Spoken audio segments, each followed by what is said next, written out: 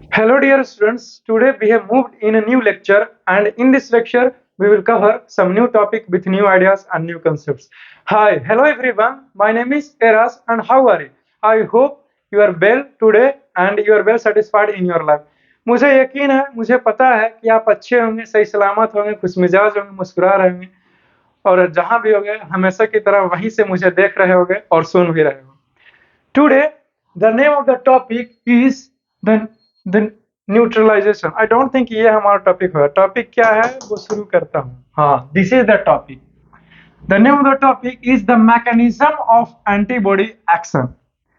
बहुत सारी बातें मैंने किया था आपसे प्रीवियस लेक्चर में. बहुत सारा चीजों को अब तक हम लोग पढ़ चुके हैं और डिटेल में बढ़ते हुए अब मैकेनिज्म के बारे में जानते हैं कि इस एंटीबॉडीज का क्या मैकेनिज्म है. वो आखिरकार एंटीबॉडी है जो किस प्रकार से रोल करता है हमारे बॉडी के लिए और किस प्रकार से हमें सुरक्षित करता है.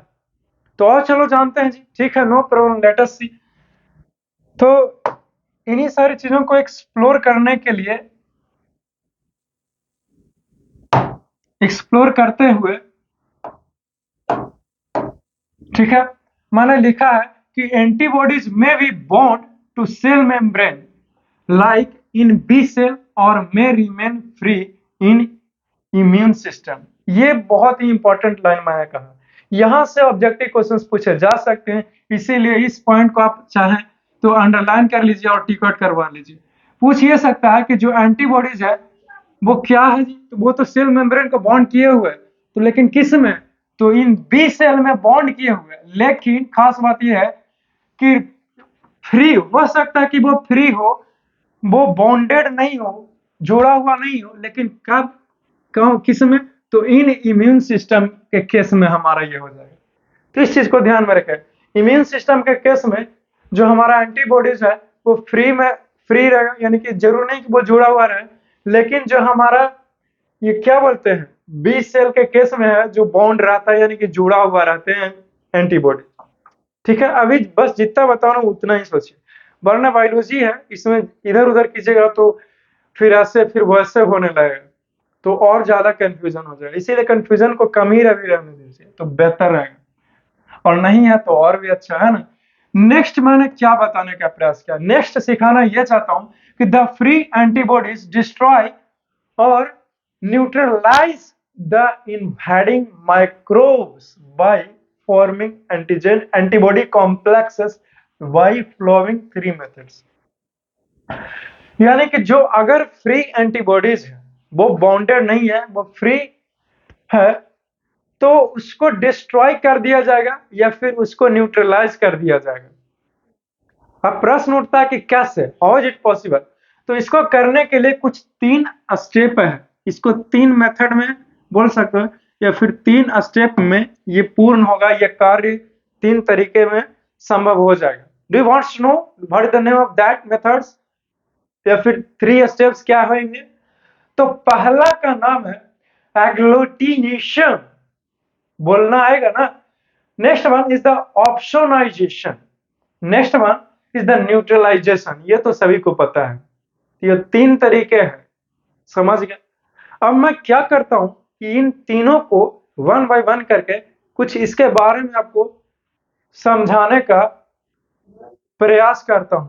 ठीक है ना. तो आओ चलो देखते हैं, लेट अस सी. तो देखिए, सबसे पहले बता रहा हूं एग्लूटिनेशन के बारे में. तो याद रहे एग्लूटिनेशन, यहां से भी ऑब्जेक्टिव क्वेश्चन पूछ सकता है, ऑप्सोनाइजेशन से भी, और next one is the neutralisation से भी पूछेगा. कैसे? वेरी गुड, आपका सवाल जायज है. देखिए, पूछता कुछ इस प्रकार से है कि जो हमारा फ्री एंटीबॉडीज है उसके डिस्ट्रॉय करने के लिए या फिर न्यूट्रलाइज करने के लिए जो इन्वेडिंग माइक्रोब्स है, जो बॉडीज में बहुत ही ज्यादा अफेक्ट कर सकता है, बॉडी का हेल्थ बिगाड़ सकता है, उसी को कंट्रोल वे में करने के लिए या फिर उसको मारने के लिए क्या क्या तरीके हैं. क्या इससे हो सकता है? तो ऑफकोर्स इससे तो हाँ, तो इससे तो हाँ. अब इसको मैं अलग से अकेले वन बाय वन करके कुछ उसके बारे में समझाने का प्रयास करता हूँ. समझ रहे हो ना. तो देखिए, मैं बताना ये चाह रहा हूं एग्लूटिनेशन के बारे में कि it refers to the clumping together. कोई लड़का सोचेगा कि क्लम्पिंग का मतलब क्या हो, तो वही बताऊंगा. Clumping together of bacteria, viruses और अदर फॉरेन सेल्स। ये एग्लूटिनेशन क्या करता है कि जो हमारा बैक्टीरिया वायरस रहेगा और अदर फॉरेन सेल्स है, ये उसके साथ जुड़ जाएगा। और क्लम्पिंग का अर्थ हुआ एकत्रित हो जाना, समूहित हो जाना, समाहित नहीं बल्कि एकत्रित हो जाना, कलेक्शन हो जाएगा, इकट्ठा हो जाना। समझ गया ना? तो ये हो जाएगा कौन से केसेस में? तो एग्लूटिनेशन में ये कुछ होता है, ये प्रक्रिया होगी। Next one is the opsonisation. अब इसमें क्या होता है भाई? तो बता रहा हूं कि it means coating of bacteria और वायरसेस, यानी कि बैक्टीरिया और वायरसेस के ऊपर एक स्पेशल तरह का लेयरिंग हो जाएगा, यानी कि कोट हो जाएगा, लेयरिंग चार जाएगा। तो पूछ देगा कि कोटिंग जो है वो भैया ये बताइए कि कब पॉसिबल है? तो ऑप्शनाइजेशन के केस में। समझ गया होगा? आई होप कि आपने इसे सीखने का प्रयास किया होगा। तो आप क्या कीजिए, आप इसे लिख लीजिए। क्यों लिखोगे? क्योंकि मैं इतना सारा कुछ लिखता हूँ जी, आपको इसीलिए लिखता हूँ ताकि मैं अच्छे से एक्सप्लेन भी कर सकूं और मैं आपको नोट्स भी प्रोवाइड कर सकूं। समझ गया ना? तो समझा करो। तो इसे लिख लीजिए ताकि कुछ और भी बातें कर सकूं मैं आपसे। ओके, आगे चलते हैं। Next one is the neutralisation. Neutralisation के बारे में आपको बताने का प्रयास किया। इसमें मैंने ये बताया आपको कि the antibodies physically back harmful antigens और the toxins released by bacteria making them harmless. जो ये न्यूट्रलाइजेशन है वो क्या करेगा कि जो एंटीबॉडीज है उसको फिजिकली जो हार्मफुल एंटीजेंस है उसके ऊपर कुछ टॉक्सिक चीजों को रिलीज करेगा और रिलीज करके उसको हार्मलेस बना देगा। यानी कि जो हमको इफेक्ट कर सकता था, प्रभावित कर सकता था, अब वो कैपेबल नहीं है, यानी कि अब उसको असक्षम कर दिया गया। समझ गया ना? तो ये कौन सा केस में होगा और कौन सा स्टेप में? तो न्यूट्रलाइजेशन के केस में होगा। नाम में ही है न्यूट्रलाइजेशन, यानी कि अब उसके पास उतना क्षमता नहीं है जैसे पहले जैसा था। Concept clear? आई होप कि कॉन्सेप्ट जो है वो क्लियर हो पा रहा है। ऑब्वियसली हाँ। तो आप इसे लिख सकते हो, ठीक है ना? तो इसे ध्यान दीजिएगा, ठीक है ना? न्यूट्रलाइजेशन को केस में क्या कर देगा कि जो कुछ भी है उसको हार्मफुल से हार्मलेस कर देगा। समझ गया? चलिए, अच्छी बात है। Very nice, very good. Our next topic and the new topic and the name of the topic is the components of acquired immune system. Do you want to know what is the components of acquired immune system? If someone asks you what is the components of acquired immune system, then what will you say? You will just simply say that the part of the immune system is called the component of immune system. यानी कि किसी भी चीज का जो हिस्सा होता है उसे ये पार्ट कहते हैं। जैसे ये हमारा बॉडी का लंग्स एक कंपोनेंट है कि नहीं है? ये किडनी कंपोनेंट है कि नहीं है? ये हार्ट का तो क्या ही कहना। तो एक कंपोनेंट है, मतलब कि ये पार्ट है हमारे बॉडी का। ठीक उसी प्रकार से कंपोनेंट का भी अर्थ यही हुआ कि पार्ट है कुछ एक्वायर्ड इम्यून सिस्टम का। तो और चलो जानते हैं कि क्या हो सकते हैं भाई। तो देखिए, लिखा हूं कि following are the two components of acquired immune system. Objective questions यहां से पूछ सकता है कि भैया ये बताओ कि एक्वायर्ड इम्यून सिस्टम का कितने कंपोनेंट्स है। कंपार्टमेंट नहीं बोल रहा मैं। हाँ ठीक है सर, हमने तो सही ही सुना, आप कंपोनेंट्स ही बोले हैं। चलिए, अच्छी बात है। तो लिखा हूं कि दो कंपोनेंट्स, ठीक है। The first one is the humoral immune system and the second one is the cell mediated immune system. Okay, concept clear? अगर if someone will ask you कि what is humoral immune system and what is cell mediated immune system, then what will you say? Okay, let us talk about this one in detail. अब इसके बारे में कुछ आपको सिखाता हूँ, इसके बारे में मैं आपसे नॉलेज देता हूँ। बट याद रहे ये सेल मेडिएटेड इम्यून सिस्टम को CMI कुछ इस प्रकार से नाम देते हैं शॉर्ट में। समझ गए? तो पहले जानते हैं इस हेमोरल इम्यून सिस्टम के बारे में। तो हेमोरल इम्यून सिस्टम के बारे में मैंने लिखाने का प्रयास किया है कि it is made up of, ये बना किसी, made up of various type of specific antibodies which are present in blood, plasma and lymph. जो ब्लड में और प्लाज्मा, ब्लड प्लाज्मा यानी कि एक ही चीज है, और लिम्फ में, ब्लड का कैटेगरी है प्लाज्मा और लिम्फ, जानते हो ना ये सब चीज। तो लिम्फ या फिर प्लाज्मा में कुछ स्पेसिफिक एंटीबॉडीज जो है वो ऑलरेडी प्रेजेंट है। समझ गए, लिख दें जो उसी से बना है क्या, तो ह्यूमरल इम्यून सिस्टम। समझ गया कि किस चीज से बना है ह्यूमरल इम्यून सिस्टम। पूछा कि ह्यूमरल इम्यून सिस्टम जो है वो क्या, जो स्पेसिफिक एंटीबॉडीज प्रेजेंट रहता है वो प्लाज्मा और लिम्फ में, तो क्या इसी से बना है, तो ऑब्वियसली यस, तो ध्यान दीजिएगा। Next point is also I think important है, लिखा है ये हूं कि बी लिम्फोसाइट्स, इसको शॉर्ट में बी सेल का नाम देते हैं, are responsible for the humoral immune system. यानी कि ह्यूमरल इम्यून सिस्टम के लिए कौन सा जो चीज है वो इंपॉर्टेंट है, जो प्रोड्यूस करता है ह्यूमरल इम्यून सिस्टम को। नहीं भैया आप कंटिन्यू कीजिए, तो वो है बी लिम्फोसाइट, हेल्प करता है। ठीक है, नेक्स्ट ये है, ये भी इंपॉर्टेंट है I think. It is also called antibody mediated immunity, यानी कि ह्यूमरल का दूसरा नाम कह सकते हैं प्रकार का, वो है एंटीबॉडी मेडिएटेड इम्यूनिटी। यहाँ से ऑब्जेक्टिव क्वेश्चंस पूछे जाते हैं और बड़े बड़े एग्जामिनेशन में पूछे जाते हैं, छोटे मोटे में नहीं, इसीलिए इसको ध्यान दिया कीजिए। ठीक है, आई होप कि आपने इसे सीखा होगा और अच्छे से समझने का प्रयास किया होगा। ठीक है, तो अब आगे बढ़े। इसे नहीं लिखे हो तो इसे लिख लीजिए, इसे लिख लीजिए, ठीक है ना। अरे नहीं जी, करंट मुझे नहीं लगा, वो एक्चुअली मैं इससे सटूंगा तो ये अगर शर्ट इससे टच होगा तो ये उग जाएगा ना, करंट नहीं लगता। देखिए हाथ से भी लिख रहा हूँ कि नहीं लिख रहा हूँ, तब इसीलिए मैं साइड हट गया। खैर आप चिंता मत कीजिए, आप स्टडी पे यहाँ पर ध्यान दीजिए। तो ठीक है, नेक्स्ट पेज की ओर मूव कर सकते हैं। ओके, नेक्स्ट वन, दूसरा के बारे में अब डिस्कस करते हैं। ठीक है, ह्यूमरल के बारे में चर्चा बहुत सारा किया। Next one is the cell mediated immune system. अब ये सेल मेडिएटेड इम्यून सिस्टम के बारे में आपको जानकारी देने का प्रयास करूंगा, तो बताना ये चाह रहा हूं इसी सेल मेडिएटेड इम्यून सिस्टम के बारे में कि it refers to highly specialised cells of the immune system. Immune system का बहुत ही ज्यादा हाईली स्पेशलाइज्ड का अर्थ ये हुआ कि वो कुछ खास है, वो भी खासों में खास है। समझ गया ना, that work not only against pathogens but also against fungi and protistants that made the host cells, जो कि हमें सुरक्षा प्रदान करता है, सिर्फ पैथोजन से ही नहीं बचाता है बल्कि वो फंगस से भी लड़ने का प्रयास करता है और प्रोटिस्टन से भी बचाता है।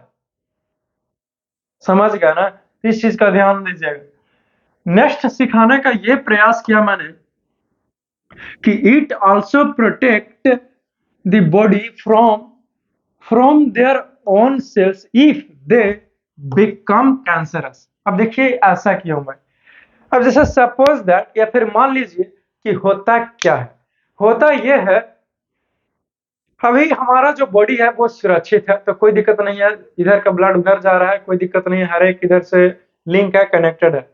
बट मान लीजिए ऐसा सपोज दैट कि कहीं कैंसर हो गया बॉडी में, तो वो कैंसर जो है वो धीरे धीरे फैलता है ना, इतना तो जानते ही हो ऑब्वियसली, यस। तो उसी से बचाने के लिए, उसी से रक्षा करने के लिए ये जो है वो आगे आता है, वो है सेल मेडिएटेड इम्यून सिस्टम, यही रक्षा करता है उसी कैंसरस सेल से। ठीक है, कॉन्सेप्ट क्लियर, ऑब्वियसली यस। चलिए आगे बढ़ते हैं। आगे ये लिखा हूं कि the cell mediated immune system is form by the T lymphocytes, जिसको शॉर्ट में टी सेल भी बोलते हैं। तो इस चीज को ध्यान दिया कीजिए। समझ गए कि भैया जो हमारा सेल मेडिएटेड इम्यून सिस्टम है वो बना ही है, उसका निर्माण ही हुआ है किस चीज से, तो टी लिम्फोसाइट से, टी सेल से। एंड दिस इज कॉल्ड, और इसी को बोलते हैं सेल मेडिएटेड इम्यूनिटी, यानी कि CMI। तो ये इंपॉर्टेंट है, आपसे पूछ सकता है कि बताओ जी ये CMI का फुल फॉर्म क्या है, तो सेल मेडिएटेड इम्यूनिटी बता दोगे ना, तो ऑब्जेक्टिव क्वेश्चन जो है वो यहाँ से पूछे जाते हैं। तो इस पॉइंट को आप क्या कीजिए, ध्यान दिया कीजिएगा। कॉन्सेप्ट क्लियर है, क्लियर है। चलिए वेरी गुड, वेरी नाइस। रुकने का कोई सवाल नहीं है क्योंकि ऑफलाइन क्लास नहीं है ये। Next one is the types of T cell in cell mediated immunity. देखिए, मैंने तो आपको ये बताया कि जो टी लिम्फोसाइट्स है वो क्या है, उसी से बना है हमारा cell mediated immunity system. But अब ये जानते हैं कि जो टी सेल यानी कि टी लिम्फोसाइट है वो आखिरकार कितने तरह का है जो मदद किया सेल मेडिएटेड इम्यून सिस्टम को बनने में। तो नो प्रॉब्लम, लेट अस सी। और चलो जानते हैं इस चीज के बारे में। तो देखिए मैंने क्या बताया, मैंने लिखा कि the various types of T cells are given below, यानी कि कुछ निम्नलिखित टी सेल जो है वो दिया हुआ है। जैसे यहाँ पे लिखे हैं हेल्पर टी सेल्स, मैंने लिखा है इंड्यूसर टी सेल। ये सब के सब क्या है भाई, ये सब के सब नाम है, समझ गया ना। फिर नेक्स्ट लिखा हूं साइटोटॉक्सिक टी सेल्स, ठीक है। नेक्स्ट लिखा हूं सप्रेसर टी सेल। और ये सारा जो नेम्स है इस सबका अलग अलग अपना रोल है, अपना फंक्शन है। Concept clear? Obviously concept clear हुआ होगा। तो अब क्या मैं करता हूं कि ये जो 4 मैंने लिखा है टी सेल के बारे में, कितना जो है वो सेल मेडिएटेड इम्यून सिस्टम को हेल्प करता है बनने में, तो ये इसके बारे में कुछ एक्सप्लेनेशन देता हूँ, जानकारी देता हूँ। जैसे मैं हेल्पर टी सेल क्या हो गया, inducer T cell and many more different T cells. तो चलो जानते हैं, लेट अस सी, ठीक है। तो मैंने यहाँ पे बताने का ये प्रयास किया इसी हेल्पर टी सेल के बारे में कि bind with the antigen presenting sales and detect infection. भैया ये बाइंड करने का काम करता है कौन, तो हेल्पर टी सेल, ठीक है।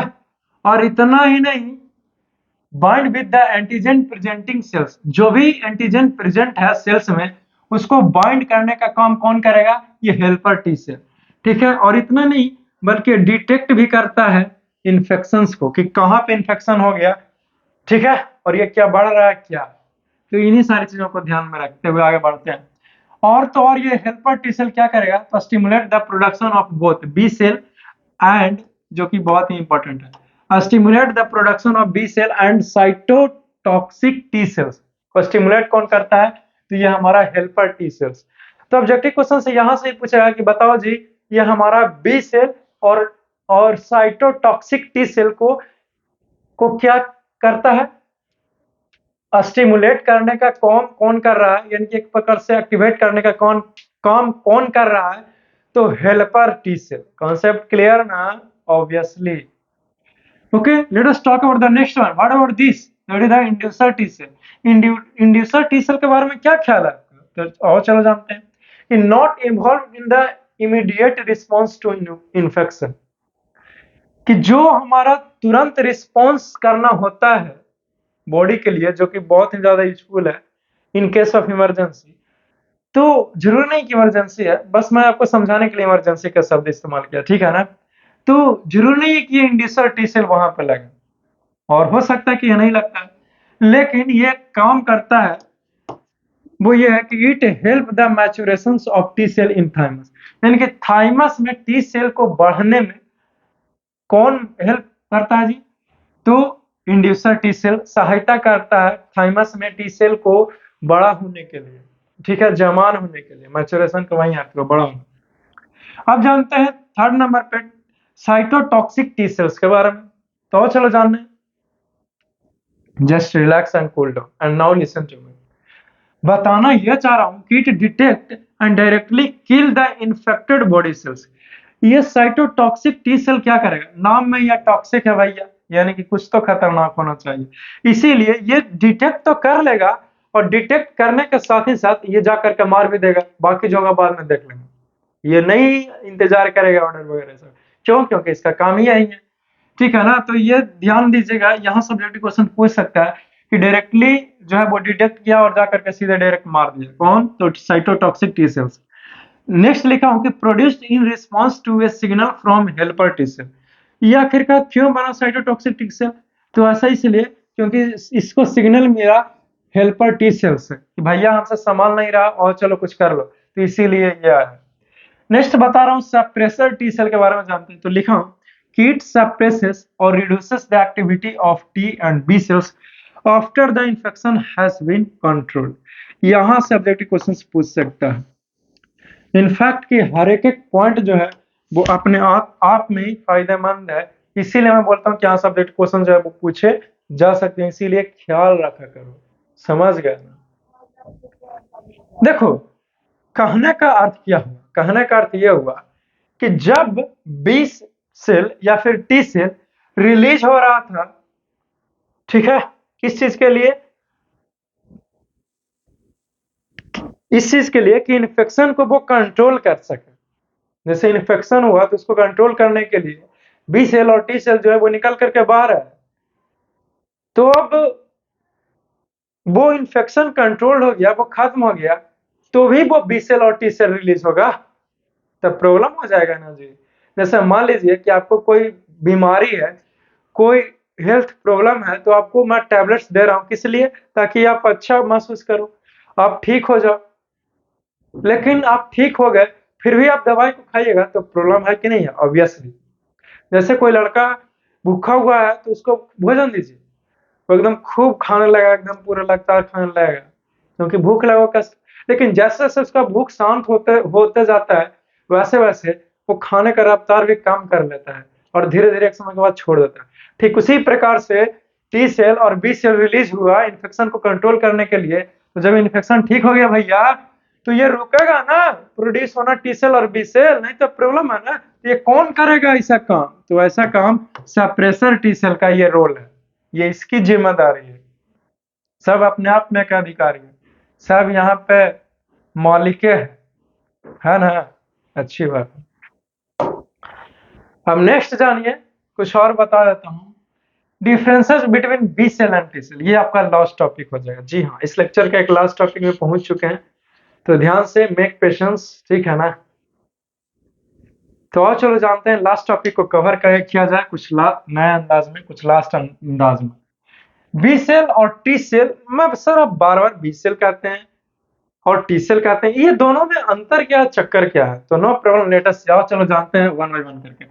पहला डिफरेंस ये है कि बी सेल के बारे में कि they form a part of the antibody mediated और ह्यूमरल इम्यून रिस्पॉन्स सिस्टम।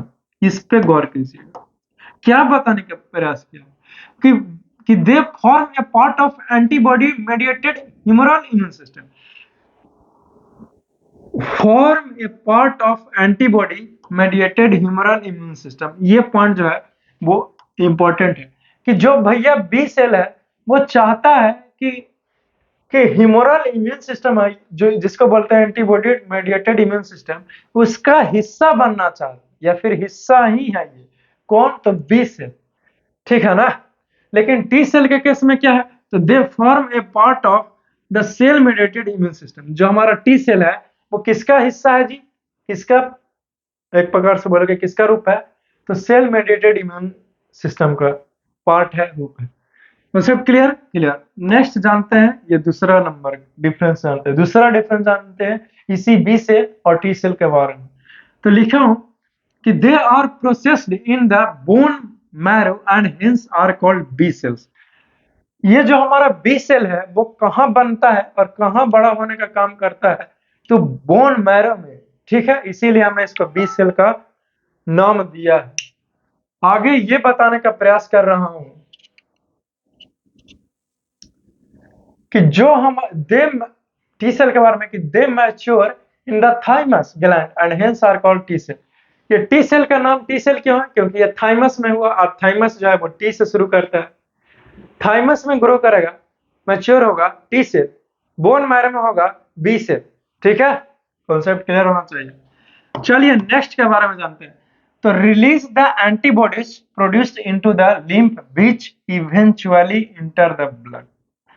कि जो हमारा ये बी सेल है वो रिलीज होगा, एंटीबॉडीज जो होंगे, release the antibodies produced into the lymph. जो एंटीबॉडीज रिलीज हुआ है वो कहां प्रोड्यूस होगा जी? तो लिम्फ में, which eventually enter the blood, जो अंततः कहां उसको जाना होगा? तो ब्लड में इंटर होना होगा। इसी के पैरेलल टी सेल के बारे में क्या लिखा हूं कि the whole cell directly attacks the antigens infected cell. Directly attack करेगा इन्फेक्टेड सेल को। कौन? तो ये हमारा टी सेल। लेकिन बी सेल क्या करेगा कि रिलीज करेगा एंटीबॉडीज को, ठीक है, अब एंटीबॉडीज जो है वो प्रोड्यूस होंगे कहाँ, तो लिम्फ में, और लिम्फ में से कहाँ जाना पड़ेगा, ब्लड में, तब जाकर के काम करेगा। लेकिन टी सेल में ऐसा नहीं है कि डायरेक्टली अटैक कर देगा इन्फेक्टेड सेल के ऊपर और एंटीजन के ऊपर, ताकि सुरक्षित हो सके। लास्ट हो गया डिफरेंस, वो ये है कि they defend the body against invading bacteria और वायरसेस। जो बी सेल है वो बाइली या फिर जो हमें नुकसान कर रहा है उससे ये सुरक्षा एक प्रकार से प्रदान करने का काम करता है बी सेल हमारा। Then they do not react against transplants, लेकिन ये ट्रांसप्लांट के प्रति किसी प्रकार का कोई रिएक्शन नहीं करता, विरोध नहीं करता।